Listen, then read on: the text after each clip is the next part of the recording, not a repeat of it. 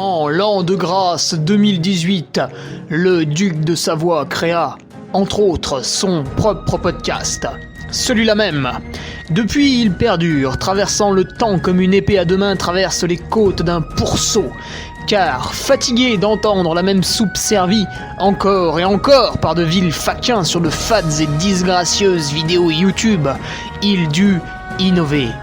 Proposant sa parole, parfois grossière, parfois téméraire quelque peu, incisive mais toujours issue d'un vécu, le duc, sur un format plus ou moins long que lui seul décide, en tant que monarque, traite dans son infinie bonté d'une questionnette qui te taraude. Car il est comme ça, notre duc, humaniste, amoureux du vivant, la main sur le cœur, il veille sur son duché.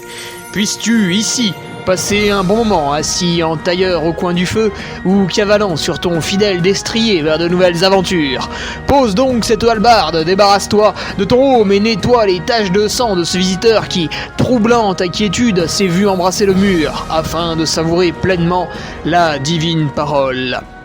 Paix sur terre, mon ami, et allons-y!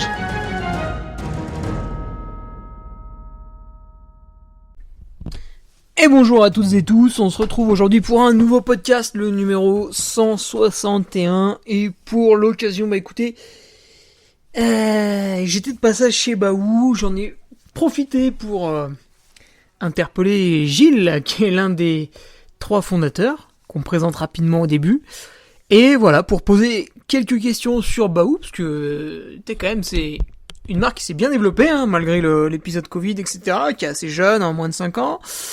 Donc je pense que c'est intéressant, voilà, j'avais posé quelques questions qui revenaient un peu souvent, un peu sur le tapis, que ce soit sur le forum avec les patriotes, ou en règle générale, tu vois, un peu quand je cours avec des gens, etc.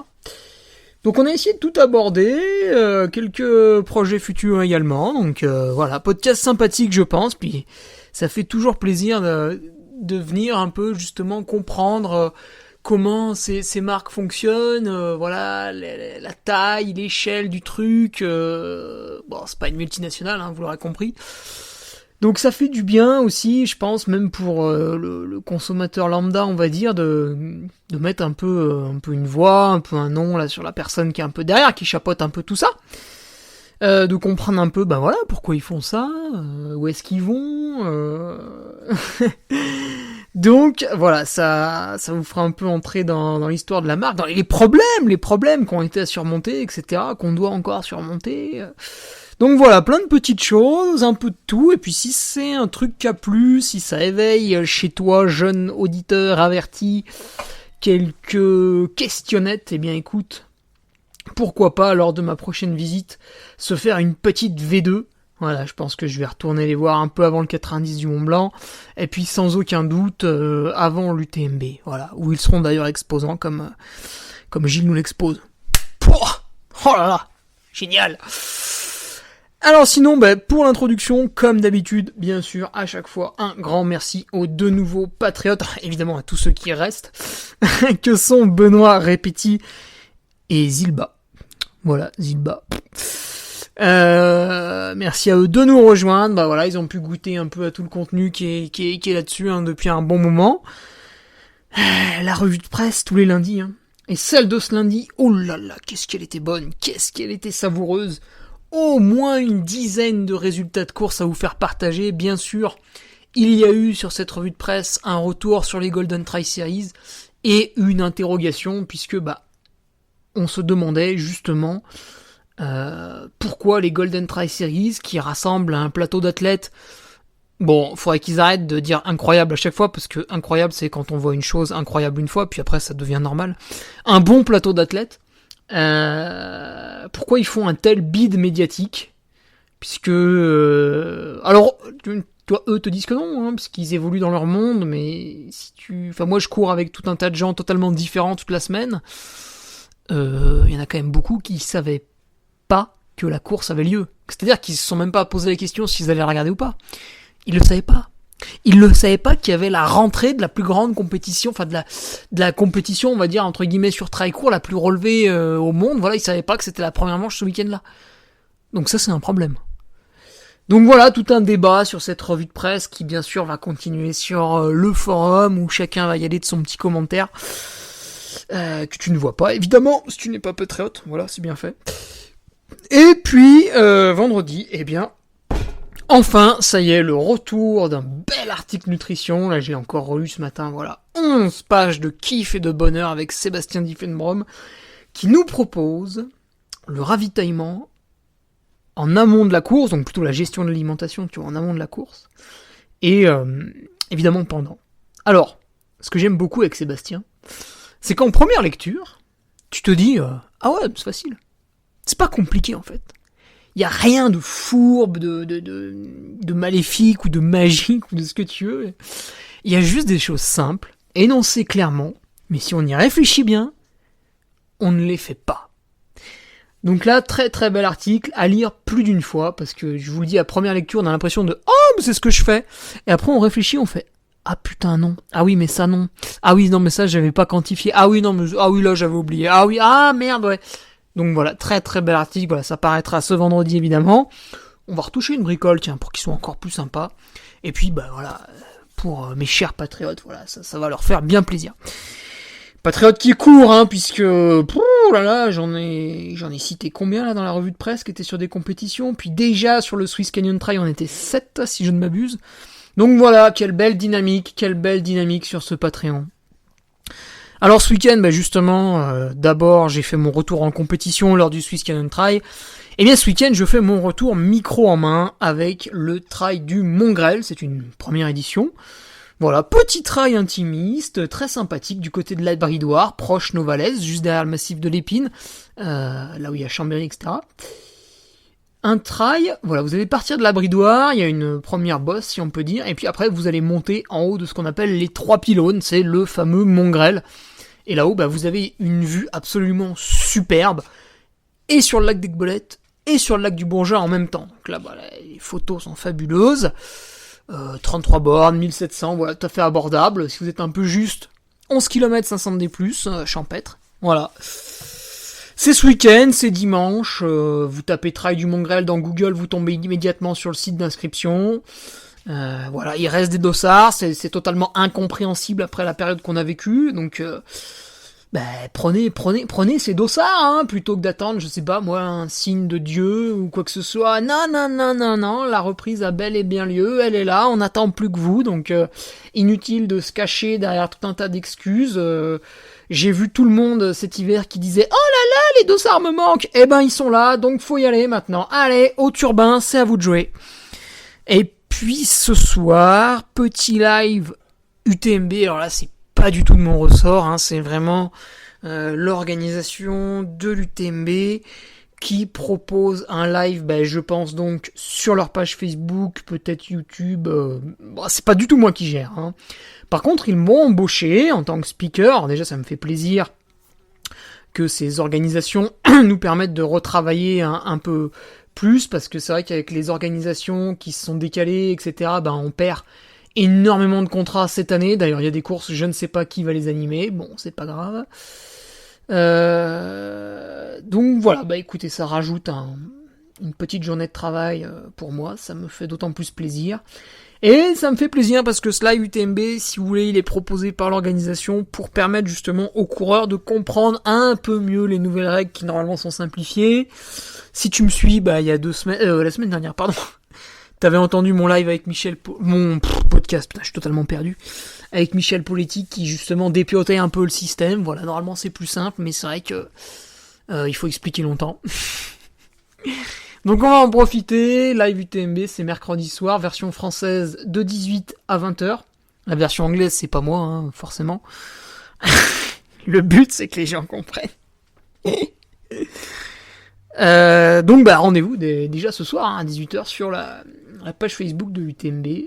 Voilà, pour animer un peu ce live, donner la parole, hein, il y aura Catherine Poletti qui va énoncer un peu le truc. Il y aura un athlète élite ou deux qui vont poser quelques questions, parce que les changements de règles concernent aussi les élites,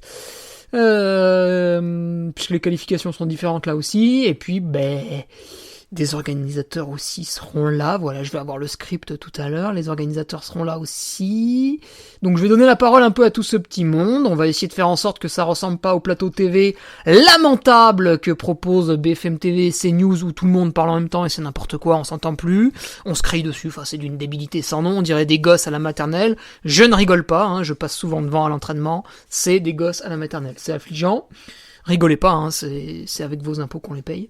Donc live UTMB ce soir, 18h. Et puis je pense qu'il y aura une petite partie question-réponse avec quelques auditeurs, voilà, suivant un peu le timing. Donc c'est parti pour cet entretien, en tout cas maintenant ça se passe avec Gilles Gallou de Baou, on est chez Baou, immersion complète et totale, je t'invite à déguster une petite barre pour écouter ce podcast parce qu'il y en a pour un petit moment, tu t'en doutes bien, on s'est pas juste serré la main en se disant bonjour, salut, je te laisse à l'écoute.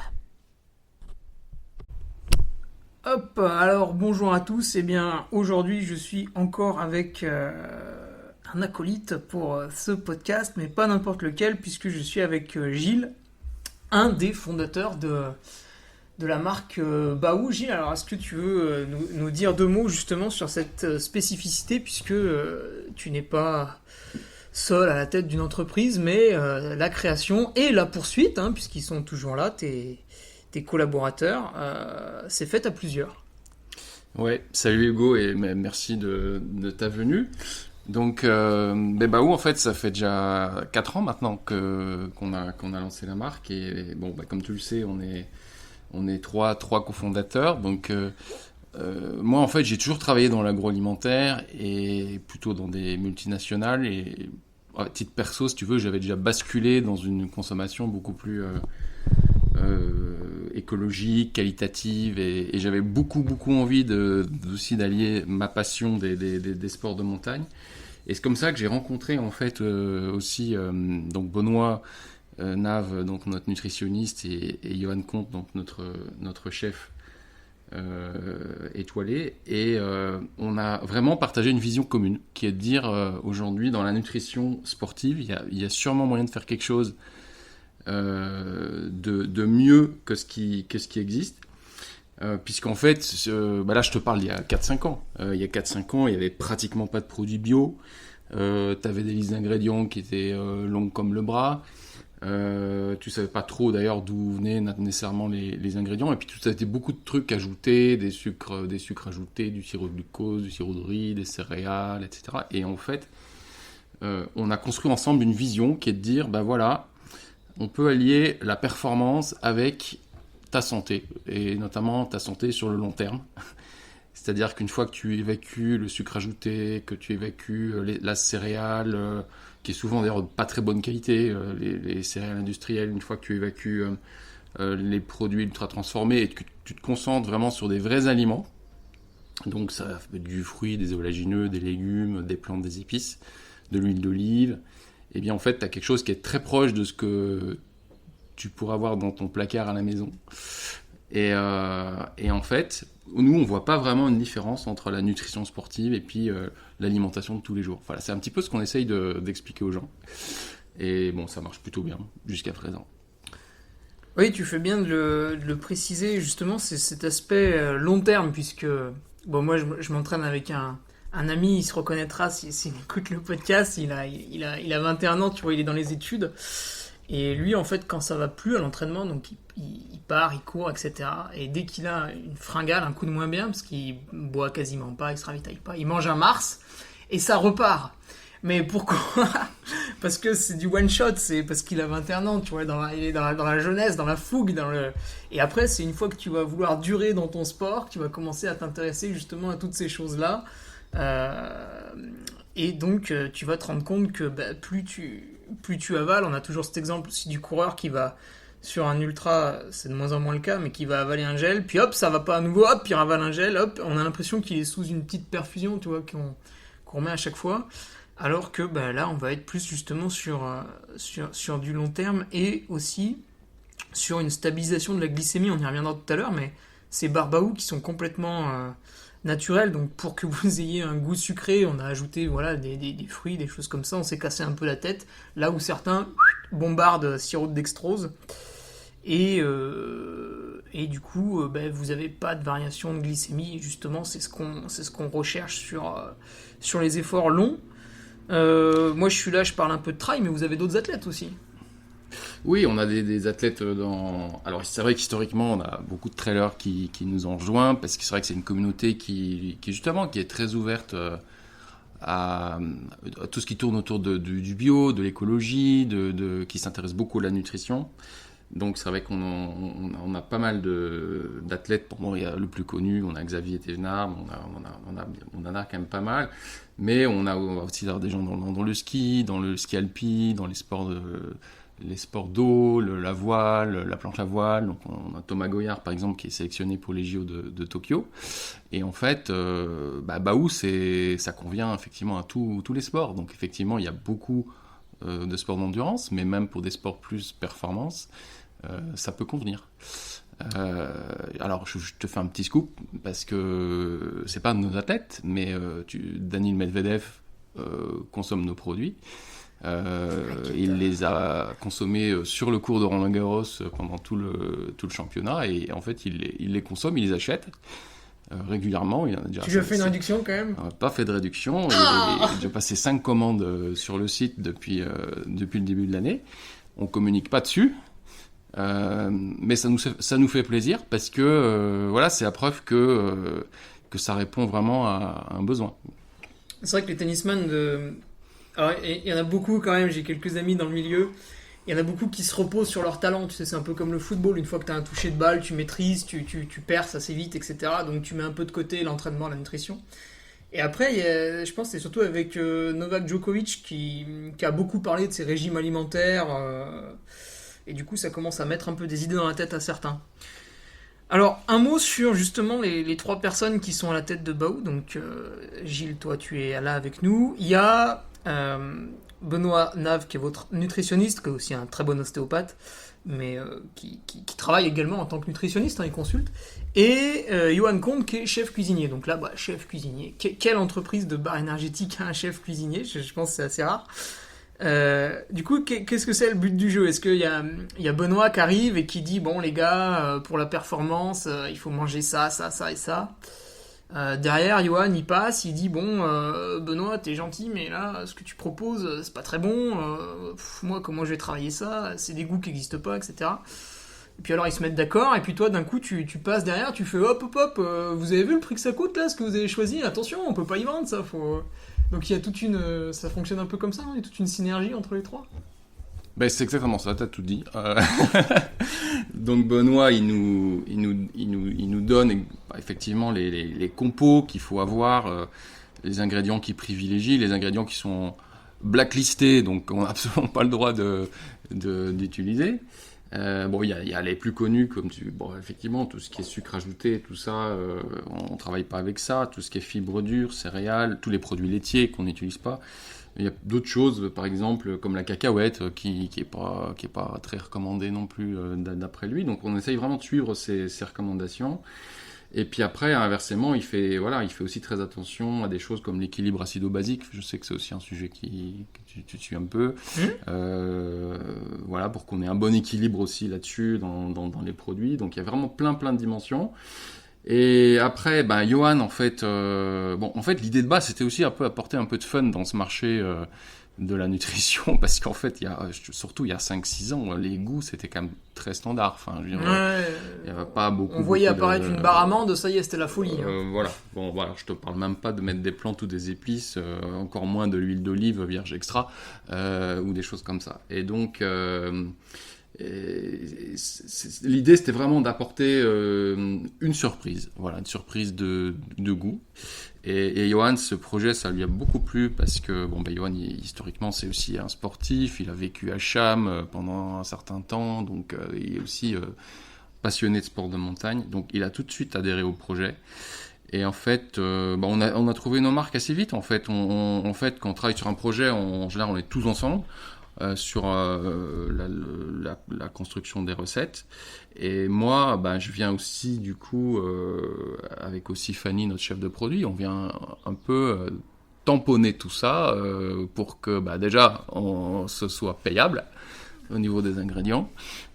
Parfois, il faut un peu mettre le frein. Parce que c'est vrai qu'on travaille avec des ingrédients chers, globalement. Enfin, tu le sais bien, les oléagineux bio, ça coûte cher. Quand tu prends de la myrtille bio, ça coûte très cher. Et inversement, alors là, on n'a pas de bol, mais c'est vrai que tout ce qui est pas cher, on n'a pas le droit de les utiliser. Donc le sucre, le sirop de glucose, la céréale, le riz soufflé, tout ce qui est pas cher, on n'utilise pas. Donc, on a des qualités d'ingrédients. Enfin, aussi, je prends l'autre exemple, l'huile d'olive vierge extra qu'on met dans nos produits, c'est un produit qui se vend 30 € du litre. Tu vois, c'est très cher pour l'huile d'olive. Donc, mais c'est l'huile qui a le plus d'antioxydants et de polyphénols que tu puisses trouver sur le marché. Voilà, parce que c'est une variété d'olive très particulière, la Koronicki, qui vient de Grèce, etc. Donc, c'est vraiment notre philosophie, c'est qu'on ne fait pas de concessions sur la qualité des produits. Ça explique du coup aussi le prix des produits au final. Et après, mon rôle, c'est aussi de faire en sorte qu'on puisse les fabriquer à grande échelle, puisqu'on ne les fait pas dans un garage, contrairement à ce que certaines personnes peuvent penser. On en fait quand même un paquet sur une année complète, et il faut un outil aussi, un atelier de production qui puisse les faire en grosse quantité. Et ça, c'est un énorme challenge aussi, en fait, de trouver le bon partenaire qui puisse nous faire ces produits. Et comme nos recettes sont compliquées, c'est pas la partie la plus simple non plus. Ça c'est quelque chose que j'avais pas forcément en tête. Et puis cette année, en même temps que je suis venu un peu avec Baouche, et j'ai aussi titillé Bière de Récup qui est à Chambéry, donc ça reste toujours proche de chez moi. Et lui, c'est un peu comme vous, il est plus petit parce qu'il est tout seul, mais il établit une recette, un cahier des charges avec ce qu'il juge être bon. Et il l'envoie à ce qu'il appelle son brasseur, qui est c'est une brasserie qui reçoit plusieurs clients justement et qui leur fait leur bière. Parce que là aussi, il faut des cuves, des choses assez énormes. Et son cahier des charges était exigeant puisque dedans il ajoute 4 plantes, et c'est ça qui coince pour les autres brasseries. Du coup, il en a trouvé une seule en France qui est du côté de Nîmes. Et malheureusement, il n'y en a qu'une seule, donc pour l'instant, il n'a pas le choix. Il y en a une autre en Savoie qui va peut-être proposer également, qui va peut-être pouvoir recevoir son cahier des charges, mais c'est pas encore fait. Et quelque part, il perd un peu d'audience auprès de ses clients parce qu'il fait des choses avec... le houblon, on peut pas l'acheter en Savoie, c'est pas possible, ça n'existe pas. Mais les plantes, viennent des Bauges, il fait un maximum, c'est bio, etc. aussi. Et vu que c'est pas brassé en Savoie, des fois, quand il va voir un peu les revendeurs, ça tique un peu, voilà. Et vous, c'est vrai que vous avez le même problème, c'est que pour faire passer des épices et de l'huile d'olive dans des chaînes de production, parce qu'à un moment donné, les bars, il faut bien qu'elles sortent de quelque part, ça coince. Alors, en l'occurrence, sur les bars, ça se passe relativement bien, et on a eu la chance de trouver justement un partenaire de production très, très proche, qui est dans les Alpes de Haute-Provence. Mais ça n'a pas été facile. Je veux dire, j'ai été voir des partenaires jusqu'au Danemark, tu vois, pour te dire, il y a pas énormément de possibilités. Il y en a qui n'ont simplement pas envie de travailler pour des startups ou des nouveaux projets qui sont en phase de démarrage, ou simplement qui disent tes recettes, elles sont trop compliquées. Voilà. Et donc, parce qu'à un moment donné, toi, tu lui envoies la recette, et lui, il doit te sortir une barre avec le goût que t'attends, ce qui est compliqué si quand toi tu la reçois, elle n'est pas... Il y a le goût, il y a aussi la texture. Ah oui, il y a aussi la texture. Parce que ça aussi, si c'est trop mou pour faire du sport, ça va pas. Si c'est trop dur, ça va pas non plus. Donc, il y a l'emballage aussi, la taille du produit, la forme. Donc, c'est plein de contraintes. Et on a eu, bizarrement, en fait, c'était encore plus compliqué sur les purées. Parce que le marché de la purée, comme tu sais, c'est surtout de la pomme pote avec des ingrédients où tu as 2 ingrédients hyper basiques, la pomme et de la poire, la pomme et de la fraise, etc. Nous, on est arrivé en disant... déjà, il y a 10 ou 12 ingrédients dedans, il y a de l'huile d'olive, il y a des choses qui comme le curcuma, qui tache, tu vois, qui laisse des traces jaune-orange partout. Donc, il y en a plein qui nous ont dit, mais attends, vous êtes fous, nous, c'est ce genre d'ingrédients, ça rentre pas dans notre usine. Les plantes, l'hibiscus... oui, parce qu'une fois qu'ils ont fini ta production, ils passent à la production d'un autre client, et il faut laver toutes les machines, il y a plus de... Voilà. c'est un peu merdique, quoi. Voilà. Et comme ils n'ont pas d'expérience avec nécessairement ces ingrédients, ils n'ont pas envie de prendre des risques. Et donc voilà, ça c'est un énorme challenge. Donc, mais bon, on a réussi à trouver au final. Mais du coup, c'est vrai que les gens se disent, oui, alors les baous, c'est les purées, ça a l'air simple comme ça vu de l'extérieur. Mais en fait, non, quoi. Enfin, Ouais, on a l'impression qu'on a pressé une pomme et c'est terminé. Voilà. Mais on le sent quand on les mange parce que les trois purées, elles n'ont pas du tout la même texture. Par exemple, la fraise basilic, on a presque l'impression de boire. Donc ça, c'est un truc qui est plutôt pour l'été, où moi je m'en servais sur le tapis d'hiver quand je transpirais beaucoup et qu'il faisait très chaud dans le garage. Alors que la poire menthe, là, par contre, celle-là, elle est plus consistante déjà. Et la patate douce. Et puis après, la patate plus. douce, ouais, celle-là, elle a même encore plus de glucides. Et puis surtout, elle a le petit côté salé.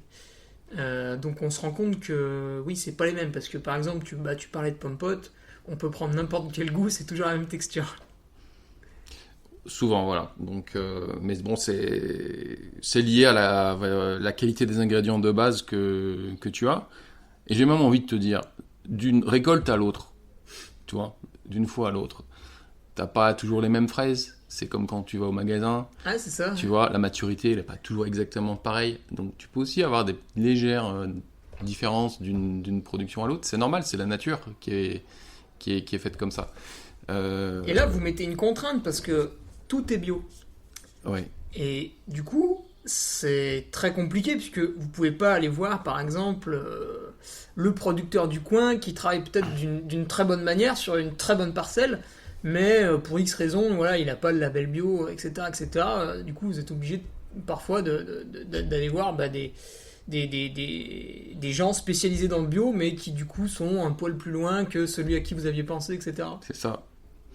Non, on a effectivement des gens avec qui on discute actuellement, qu'on aimerait bien intégrer dans nos fournisseurs, mais qui sont en attente de labellisation. Donc voilà, donc c'est des choses qui prennent du temps, mais on sait que c'est des très bons produits. Mais ça se fera au fur et à mesure. Mais bon, le label bio, ce n'est que aussi une petite contrainte, si tu veux. Il y a aussi la question de est-ce qu'ils peuvent te fournir les bonnes quantités, est-ce qu'ils peuvent te les fournir toute l'année, et pas une fois. Donc voilà, c'est très complexe. Bon alors, la présentation de Baou, je pense qu'on a fait un petit peu le tour. Alors je voulais ajouter un petit truc que tu m'avais dit une fois, c'est que le public qui consomme Baou, c'est pas forcément que des sportifs non plus. T'avais pas mal de gens qui prenaient sur leur lieu de travail pour faire un peu des pauses, etc. Ouais. Et c'est ça, je pense aussi, l'intérêt de Baou, c'est que nous, voilà, on dit souvent qui peut le plus, peut le moins. C'est-à-dire que ce qui marche bien pour le sportif de haut niveau, pour sa santé et sa performance, ça va convenir pour le sportif loisir de tous les jours et aussi pour ton encas de tous les jours.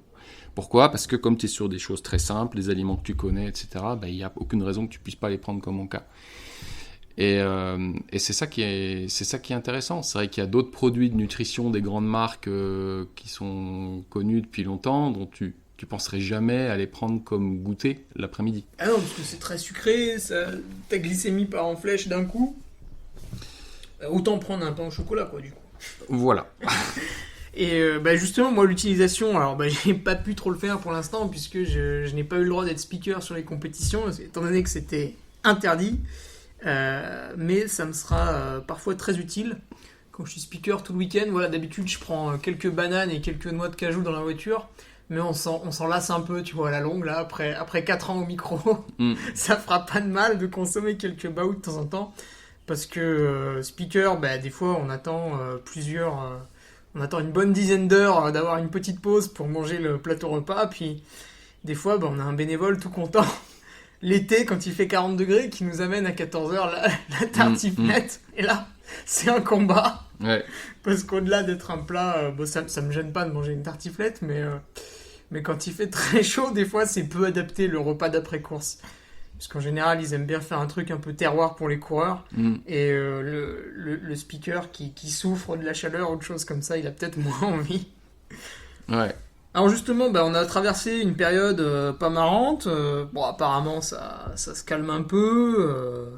La vaccination, ceux qui sont pour, ceux qui seront contre, bon, chacun son avis, mais dans tous les cas, ça a bien fait baisser un peu le bazar. Donc, on va passer un été plutôt correct, hein, j'ai l'impression. Voire même, voilà, un peu, j'ai l'impression qu'on va commencer à avancer un peu les dates là pour les jauges, etc. Pour les événements, ça repart en France. On a déjà vu le Ventoux passer. On a des courses locales en juin. Et début juillet, on a les grosses épreuves avec la montagnarde, avec le marathon du Mont Blanc. Mais du coup, cette vilaine période sans course, les gens ont moins consommé de baou. Ça, c'est... Les ventes ont diminué. Les ventes ont évidemment beaucoup diminué. Bon, c'est une expérience incroyable ce qu'on a vécu le Covid, hein, puisque bon, tu t'imagines, tu te remets l'année dernière au 15 mars, tes commandes s'évaporent du jour au lendemain, tu annules tes productions, tes clients te demandent des délais de règlement supplémentaires parce qu'ils savent pas trop eux-mêmes ce qui va se passer.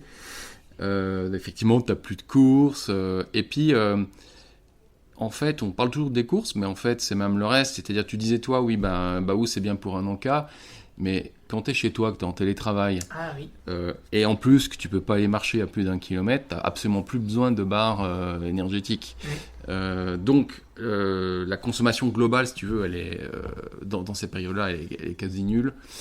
Et sur l'ensemble de l'année 2020, donc l'année dernière, on a, selon nos clients, des infos sur lesquelles le marché de la nutrition, si tu veux, il a régressé de 50%, voire même plus. Pire parfois. Que la bourse. Ouais. Et donc, parce que bon, voilà, tu as eu quand même 3 mois de fermeture de magasins de sport et une chute de la consommation aussi dans les magasins bio, qui est l'autre circuit où on est présent avec Baou. Mais au global, on s'en est quand même pas mal sorti, hein, puisqu'on a quand même, on a réussi à faire une petite croissance quand même l'année dernière par rapport à l'année d'avant. Donc, et puis on a profité de cette crise, voilà, pour aussi remettre au carré plein de choses, repenser un peu à la stratégie pour après, les projets futurs.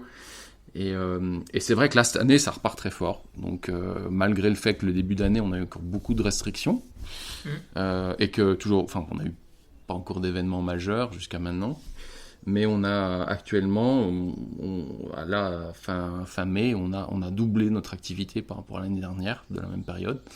Donc, ce qui est très encourageant. Donc, on peut se dire que les mois prochains, ils vont être plutôt sympas. Et donc là, justement, on est dans les bureaux Baou, on est dans l'open space. Et ce qu'on peut voir justement, c'est qu'il y a toujours un peu la même équipe, quoi. Vous avez pas eu besoin de licencier un peu de personnel. Non, on a licencié personne. Bon, bien sûr, j'ai dû optimiser un petit peu, aller chercher des aides, chômage partiel comme tout le monde, etc. Comme tous les dirigeants d'entreprise. Hein. Voilà. Mais on a gardé l'équipe. Et on a maintenu les salaires. Et on a surtout fait très attention aux dépenses, de manière générale. Donc c'est vrai que il a fallu serrer un petit peu les vis un petit peu partout. Mais voilà, on en est sorti. Et puis on espère qu'il n'y aura pas une autre vague d'ici la fin d'année, surtout. Mais bon, ça se présente plutôt bien. Ouais. Et ce que j'ai vu surtout l'an passé, c'est que, je sais pas si c'est ton sentiment, Gilles, mais vous en avez profité pour faire beaucoup de communication. Beaucoup d'interviews de vos athlètes, Benoît et Myriam qui étaient dans leur Beaufortin pendant le confinement, ont fait pas mal de vidéos, de trucs sympas, qui a perduré un peu dans le temps pour notre plus grand bonheur, pas mal de petites choses comme ça. C'était l'occasion parce que les gens ils avaient le temps aussi de participer au live qu'on avait organisé, ou de lire aussi des articles voilà, qu'on pouvait diffuser.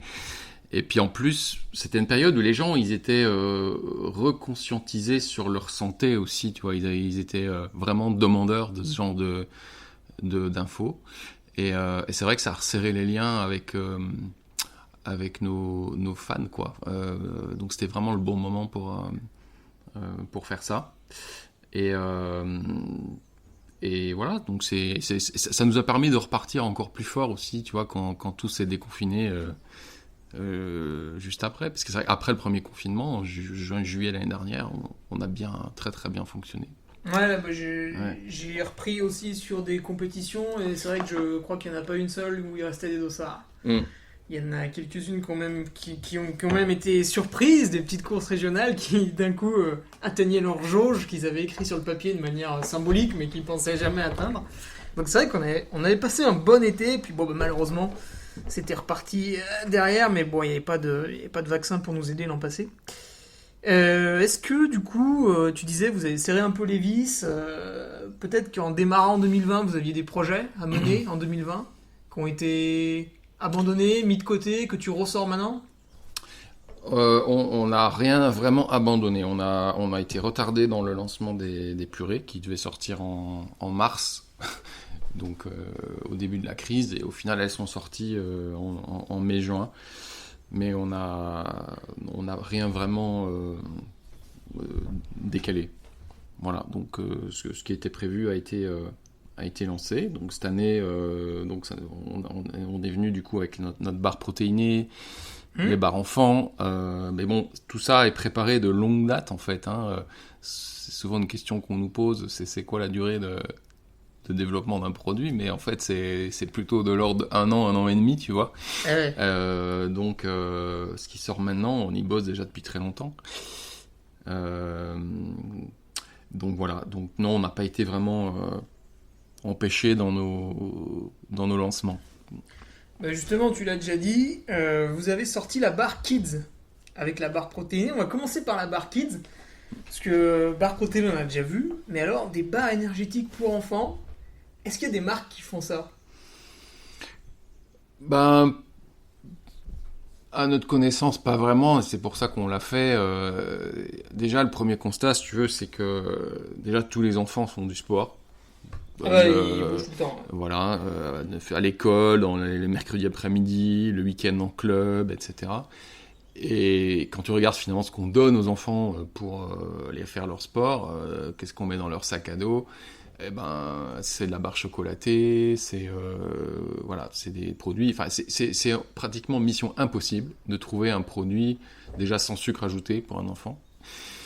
Encore moins avec des oléagineux, des choses un peu plus nobles que juste voilà, de la farine, du sucre et du gras. Donc, euh, c'est vrai que on fait assez gaffe à ce qu'on donne au bébé, mais c'est vrai qu'une fois que tu arrives à 3 ans, donc nous, avec ce produit, on est sur vraiment le 3 à 10 ans à peu près, tu vois. Donc, et c'est vrai que dans cette tranche d'âge-là, eh bien, y a vraiment rien, quoi. Si tu vas aller sur du sein ou du sans sucre ajouté, ou alors tu es sur du fruit. Enfin, Ouais, tu voilà. donnes une pomme à ton gamin. Ce qui est très bien aussi, hein. Et donc, ce qu'on a essayé de faire, si tu veux, c'est Eh, mais il est jaloux des autres parce qu'ils ont la barre chocolatée. Ouais, Donc au bout d'un an, tu donnes la barre chocolatée. ouais. Donc, ce qu'on a essayé de faire, c'est de reprendre un peu les basiques de Baou, notamment de notre charte de nutrition, etc., mais de l'adapter aux enfants. Parce que bon, malgré tout, les enfants, ils ont besoin quand même d'avoir des goûts quand même qui sont assez flatteurs. Donc les épices et tout, ça va pas être trop leur truc, tu vois. Non. Les morceaux, ils aiment pas trop non plus les enfants, ils aiment bien les textures assez lisses. Et donc on a fait un produit voilà, qui est vraiment fait pour eux. Et qui cartonne, hein, puisque depuis qu'on l'a lancé, bon, on a été dévalisé sur cette première production. Ah, c'est une bonne nouvelle ça. Donc voilà, ça marche super bien. Bon, elle n'est pas encore disponible partout, mais donc c'est un très bon lancement. Il y a quelques adultes aussi qui lorgnent sur cette gamme parce Ouais, c'est pas mal. elle est sympa hein, quand même au niveau des goûts. Donc on est tous des grands enfants. Et puis, non, voilà, on est très fiers d'avoir lancé cette gamme-là. Et puis, la barre protéinée, pareil, et donc elle a été lancée aussi juste après. Donc, bon, là, on est vraiment sur notre cible habituelle, le sportif qui va chercher quelque chose pour sa récup, ou vraiment, si tu es sur une sortie longue, tu as vraiment un besoin un apport en protéines. Donc ça, En fait, tous ces produits qu'on lance, en fait, si tu veux, on les a pas inventés, nous, comme ça, de notre côté. Souvent, c'est nos athlètes qui nous donnent l'idée. Parce qu'on demande souvent l'avis de nos athlètes. On fait parfois même des réunions avec tous les athlètes où voilà, on brainstorm un peu sur les besoins, ce qui verrait bien sous la marque Baou, etc. Ou alors carrément c'est des clients, des consommateurs qui nous font des retours sur voilà, les nouveaux produits qu'ils aimeraient bien. Voilà. Et donc tous ces produits, que ce soit la gamme enfant, la barre protéinée, c'est vraiment des choses qu'on nous a demandé. La barre enfant, il y a un truc pour moi qui est assez évident et clair, et je pense que je me laisserai tenter par ça si jamais un jour je décide d'avoir descendance. Donc ma mère, elle est instite, et quand t'es instite, tu fais des goûters avec tes élèves l'après-midi. Voilà. Donc les parents mettent le matin quelque chose dans le sac du gamin pour la journée, et puis plus elle est instite depuis 25 ans, un peu plus. Plus le temps passe, plus elle voit des parents pressés, stressés, etc. Bon, elle est dans une ville un peu en périphérie d'une grande ville, donc voilà, un peu des gens, tu vois, qui ont un peu de route le matin, voilà, les deux parents bossent, etc. Et c'est vrai que des fois, quand elle ouvre le sac de l'enfant au moment du goûter, c'est effarant ce qu'il y a. Des fois, il y en a, ils ont même pas du tout le temps, il y a un sachet de chips, quoi. Donc, c'est vrai que on aimerait donner un truc, voilà, préparé avec amour le soir pour l'enfant, et pour diverses raisons on n'a pas le temps. Du coup le matin, on prend à la va-vite quelque chose d'emballé dans le placard, et là du coup pour la première fois il peut y avoir un objet plutôt sain pour le goûter. Plutôt que de mettre un yaourt qui d'ici l'après-midi aura pris le soleil, des fois c'est abominable, oui. Il manque la cuillère, elle imagine que la maîtresse a une 40aine de cuillères à disposition qu'on va s'amuser à laver toute la journée. Donc là, la Baou, voilà, on déballe, on mange et puis c'est réglé. Et niveau goût, pour les avoir goûtés, ces Baou Kids, je pense que quand même celle au chocolat, elle a vraiment rien à envier à n'importe quelle autre barre ressemblant au chocolat. Et puis mieux encore, elle va pas fondre. Elle va garder sa texture au fil de la journée. Donc ça peut être un bon atout justement pour que la jeune génération, malgré que les parents soient pris par le temps, ne soient pas laissés de côté. Et puis cette barre protéinée, là tu fais bien d'en parler parce que ça manquait quand même quand vous avez plusieurs athlètes qui font de l'ultra-trail. Quand on fait de l'ultra-trail, des fois, voilà, on a une petite photo de Xavier, lui peut-être encore plus que les autres, il aime bien partir longtemps à l'entraînement. Et partir longtemps à l'entraînement, c'est vrai qu'on saute un peu le repas du midi, donc on a une consommation de protéines qui chute un peu. Plus on va faire du dénivelé, plus on va avoir un peu de casse, et du coup c'est vrai que quand on part sur des sorties longues un peu week-end shot pour préparer un peu les gros objectifs estivaux qui arrivent en plus, 6-8 heures dehors, il fallait un truc un peu renforcé. Oui, c'est vraiment une grosse demande, la barre protéinée. C'est d'ailleurs un produit phare sur le marché de la nutrition. Mais il est mal fait.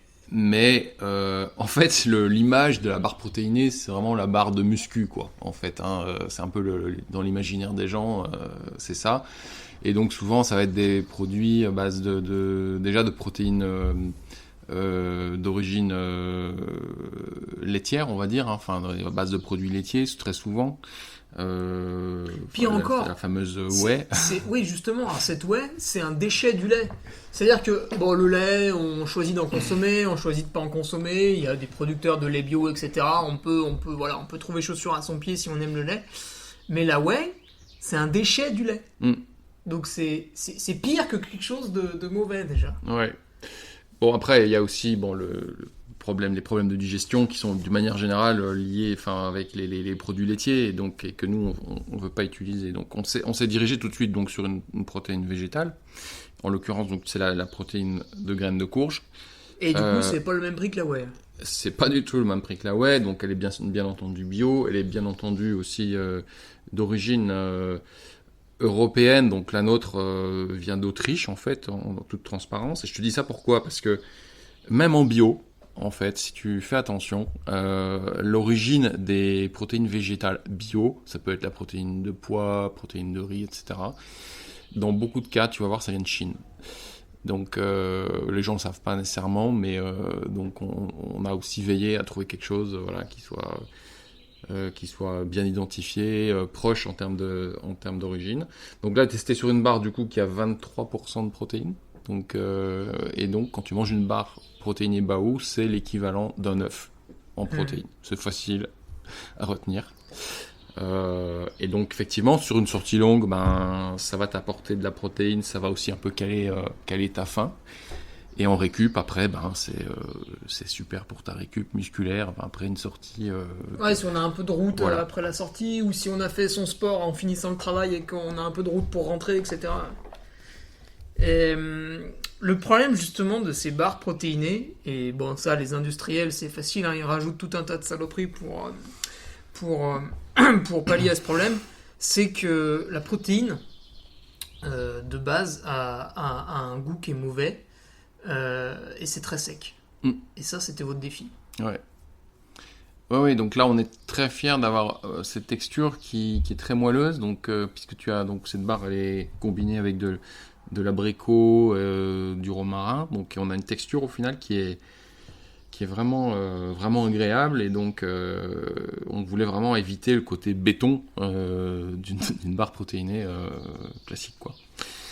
Donc, on est assez satisfait du résultat. Ah oui, parce que j'en ai consommé. Moi, je fais du sport à plus ou moins haut niveau depuis que j'ai 15 ans. Donc aujourd'hui, j'en ai 29, ça fait 14 ans. On va dire que vers 18-19 ans, j'ai commencé à faire des efforts un peu plus longs. Donc de temps en temps, je prenais une barre protéinée. Il y a des moments, donc en 2010, tu vois, par là, il y a des moments, il y a des trucs, je pouvais pas les manger l'hiver. Parce qu'en plus d'être sec et dur, ça avait un peu refroidi, un peu gelé, et c'était impossible.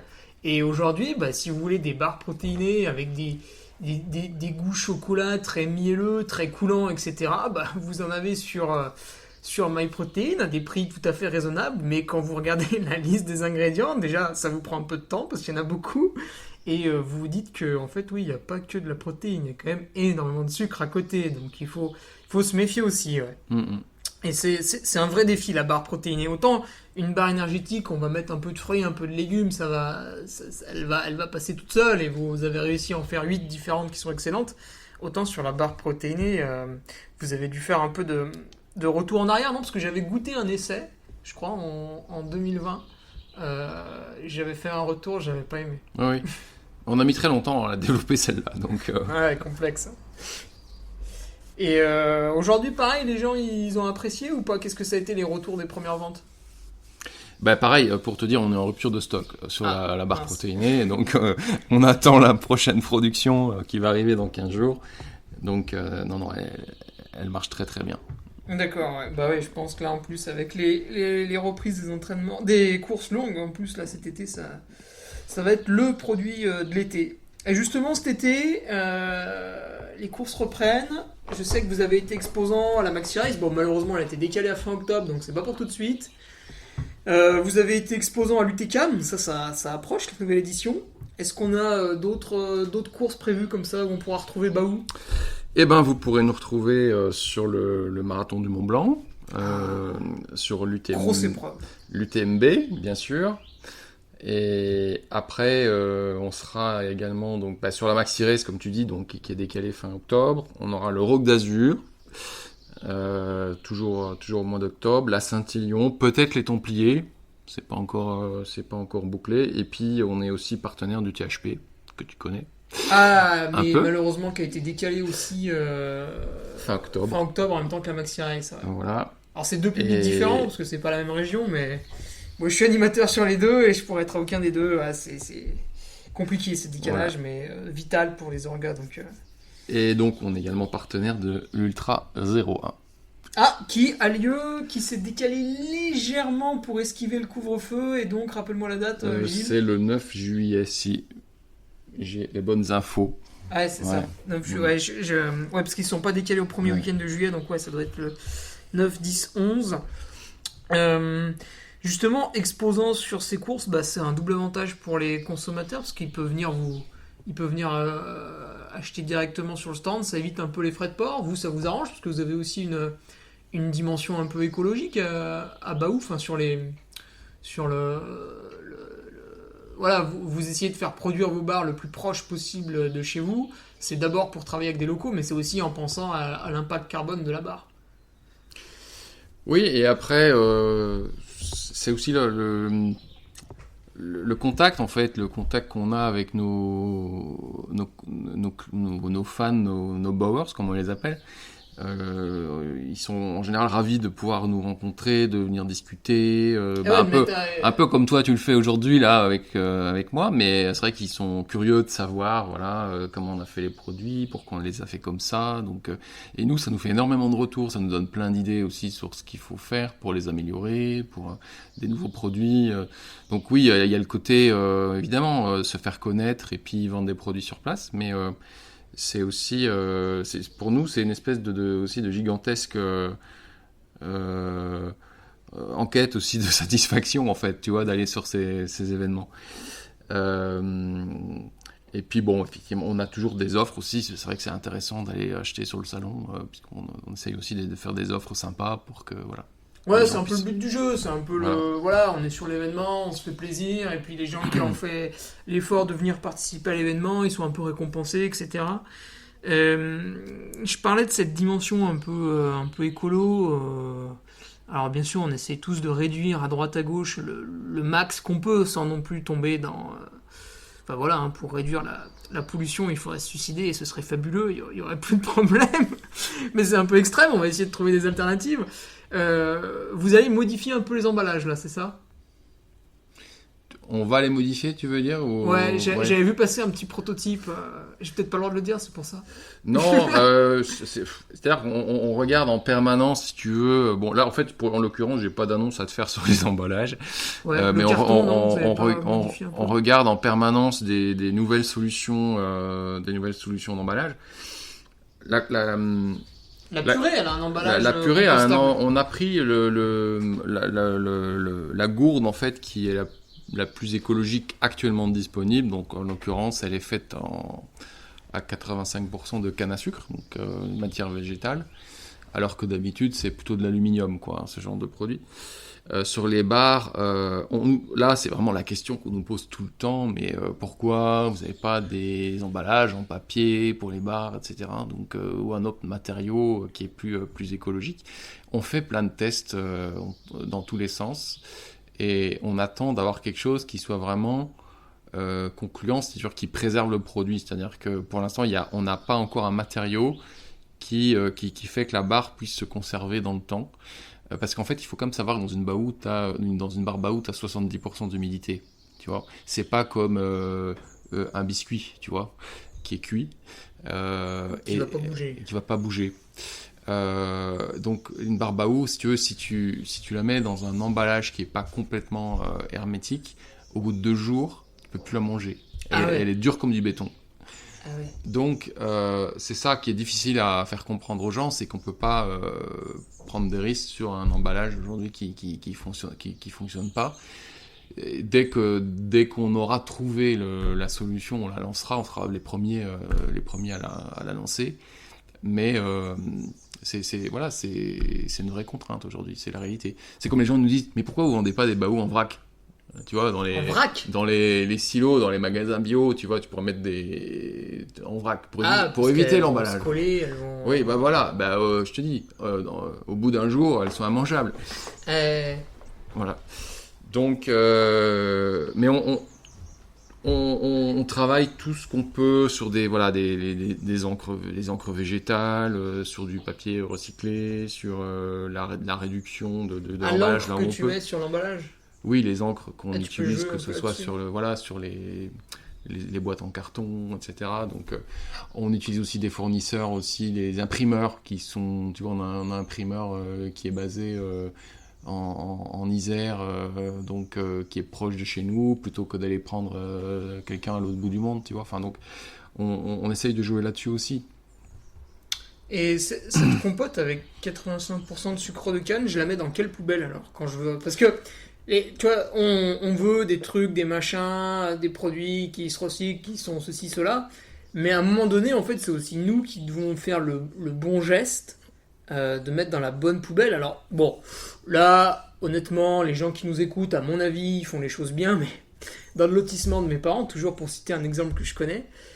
T'arrives, tu mets tes cartons dans la poubelle jaune, et en fait, tu vois la poubelle marron des ordures ménagères qui déborde, le couvercle il est replié, et dedans, il y a des cartons, il y a, bon, l'autre fois, il y avait même une télé, des bouteilles en verre, et vu que c'est un lotissement, bah, qu'est-ce que tu veux faire? Tu vas pas sonner à toutes les portes pour engueuler tout le monde, donc au final, bah, t'es un peu coincé. Et cette compote, alors, pour bien qu'elle soit recyclée, il faut la mettre dans quelle poubelle? Bah, celle-là, si tu veux, comme je te disais, elle est à 85% de sucre de canne. Tu donc peux l'acheter dehors. Non, elle est pas recyclable. Tu peux pas la mettre dans la poubelle jaune. Ah mince. Voilà. C'est juste que elle est faite à partir d'ingrédients végétaux, donc t'as moins t'as pas d'aluminium ou de plastique ou de choses comme ça. C'est sa conception qui coûte moins cher, enfin qui est plus écologique, que de travailler uniquement du plastique ou de l'aluminium. Par contre, elle doit partir dans la poubelle grise habituelle, si tu veux. La prochaine étape, ce sera d'avoir des gourdes, effectivement, et les fournisseurs de gourdes travaillent dessus, qui soient effectivement complètement recyclables et donc qui soient faites en ce qu'on appelle monomatériaux, c'est-à-dire la même matière, si tu veux. Ce sera plastique, du coup. Mais qui pourra aller dans la poubelle jaune, qui pourra être donc recyclé et être utilisé pour refaire des nouveaux emballages. Mais, comme tu dis, il faut que la filière suive derrière aussi. Et qu'il y ait des usines qui soient capables de recycler cette gourde, en fait. Il ne suffit pas de la mettre dans la poubelle jaune, quoi.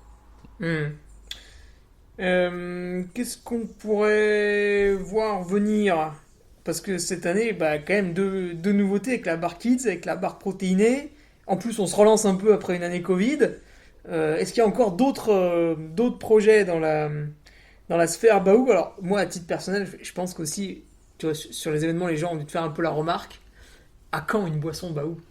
Parce que je sais que Benoît Nave est très boire de l'eau en compétition. Ouais. Ah, moi, ça me va pas du tout. J'ai l'impression que ça me vide le ventre, tu sais, de boire de l'eau. Et il faut quand même que de temps en temps, tu vois, j'ai un truc à côté. Alors, pas nécessairement sucré, mais un goût différent. Alors après, je vais aller chercher des fois en prenant un peu de ceinture, des fois en mettant un électrolyte. Mais du coup, est-ce que c'est un projet? Est-ce qu'il y a des choses qui pourraient intéresser et qui sont pas blacklistées? Alors, on y réfléchit, mais ce sera pas pour l'année prochaine, si c'est ça ta question. Faudra être patient. Donc, oui, parce que on veut pas faire quelque chose juste parce qu'il y a une opportunité que les gens nous la demandent. C'est vrai que t'as raison, c'est ce qui nous est le plus demandé. Mais on veut le faire selon nos convictions aussi. Et c'est vrai que pour l'instant, la meilleure recommandation qu'on donne, c'est de manger nos produits avec de l'eau. Et donc, ce sera quelque chose plus à horizon 2 ans, je pense. En attendant, on aura d'autres trucs tout aussi sympas l'année prochaine, mais je peux pas tout te dire aujourd'hui. Une barre ado quand ils sont en crise. Non. Une barre qui calme. Donc, une barre anti-Covid. Ouais, ou ça, ouais, là, il y a un marché énorme. Donc oui, il y aura deux nouvelles gammes l'année prochaine, en fait, qui seront ni des bars, ni des purées. Et qui seront tout à fait dans notre esprit, donc, et qui iront encore plus dans le simple et le moins transformé possible, avec des ingrédients les plus bruts possibles.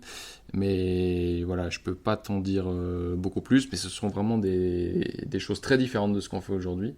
Et on aura aussi des extensions de notre gamme de purée, auquel là où on nous en demande vraiment beaucoup, parce que c'est vrai qu'on a trois recettes sympas, mais les gens sont vraiment demandeurs. Et oui, parce qu'à côté, on a 8 barres différentes. 9 avec la barre protéinée.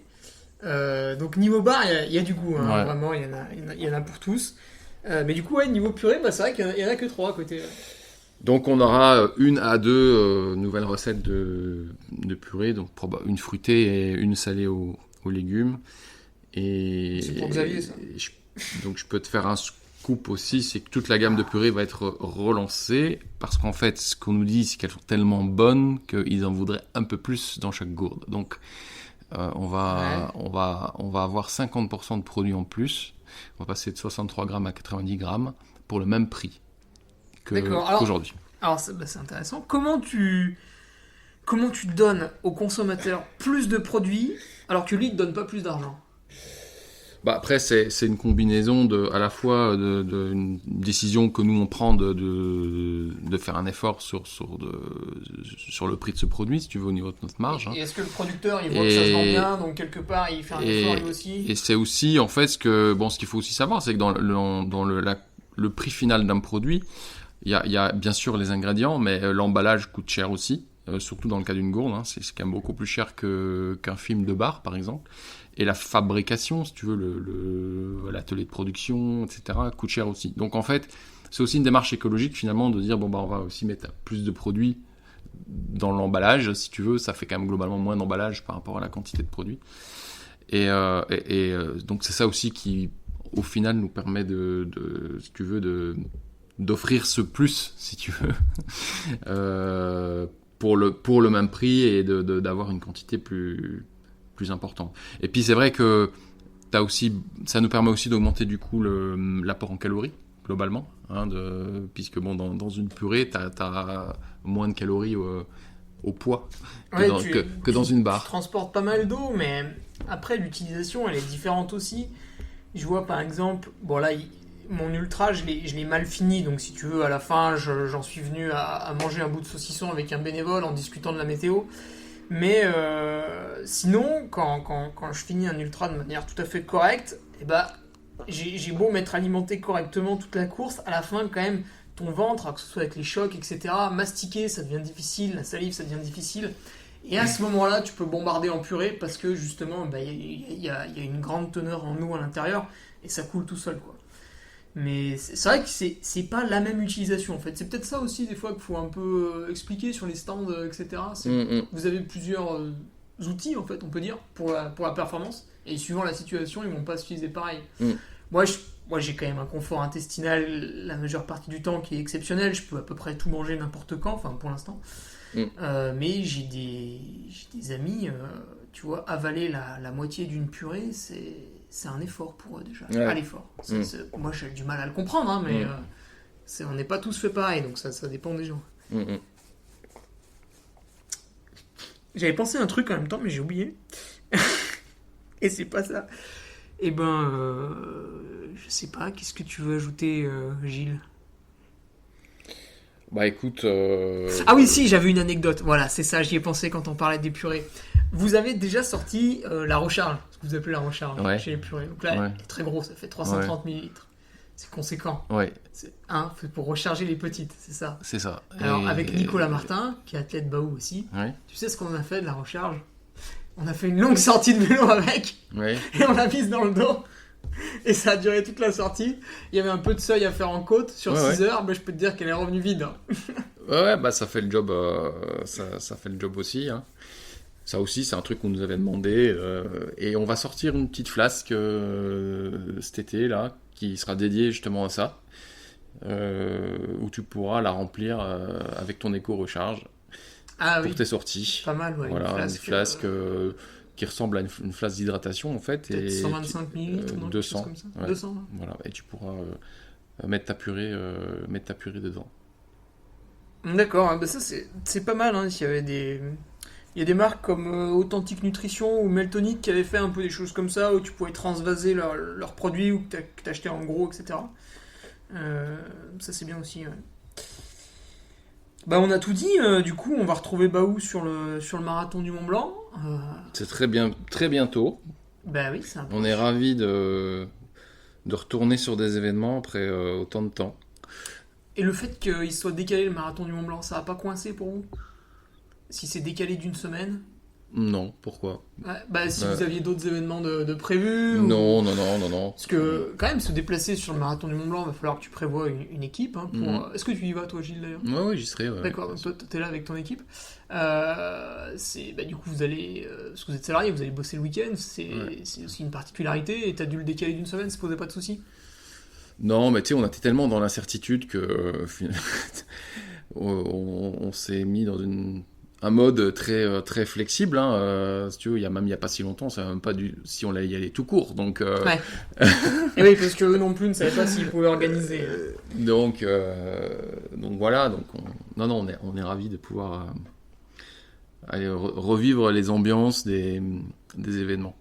Ouais, c'est ça. Bah, c'est sûr que ça manque à tout le monde, là, même si les petites redémarrent, ça met le pied à l'étrier. Et début juillet, c'est reparti pour les grandes aventures.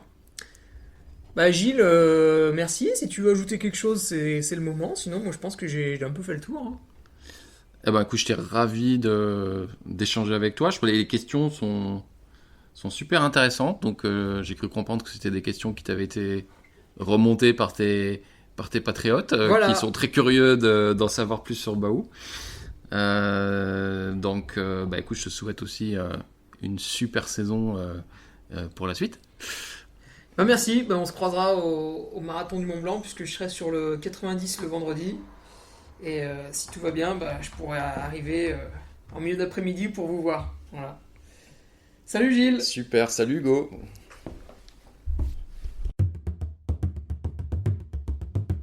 Tu viens d'écouter le podcast du Duc de Savoie. Si tu souhaites approfondir avec de pertinents articles d'éminents spécialistes, rejoins le Patreon.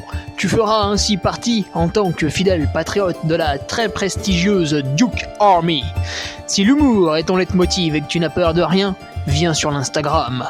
Si tu veux espionner le Duc, car tu es vil et sournois, son Strava est également à ta disposition. Enfin, si tu es vieux, presque sénile et ou débute dans les réseaux sociaux, contente-toi de suivre sa divine page Facebook, les liens sont dans la description. Que Dieu te garde et à la semaine prochaine.